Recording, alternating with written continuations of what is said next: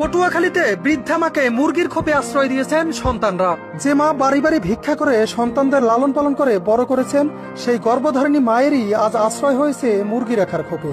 বৃষ্টির পানিতে ভিজে যাওয়া এরকম স্যাঁতস্যাঁতে পরিবেশেই দীর্ঘ বছর যাবৎ বসবাস করছেন জনম দুঃখিনী মা। মুরগি রাখার খোপটিতে নেই কোনো কাঁথা কিংবা বালিশ, এমনকি হাওয়া বাতাসও চলতে পারে না ঠিকঠাক।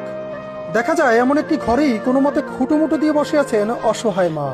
একটু পরপর খাবারের জন্য করছেন ডাক চিৎকার। নিরুপায় হয়ে খাবারের আশায় নরবরের শরীরখানা নিয়েই এবারে ওবারে ছুটে বেড়ান জনম দুঃখিনী মা।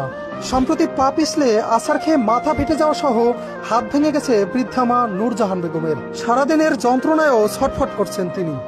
এছাড়াও একটু পানি খাওয়ার জন্য করছেন তীব্র আহাজারি। সম্প্রতি বন্যা হওয়ার কারণে জোয়ারের পানিতে থই থই করছে নূরজাহান বেগমের খোপটির চারপাশ। এতে যেন তার মধ্যে কাজ করছে এক অজানা আতঙ্ক।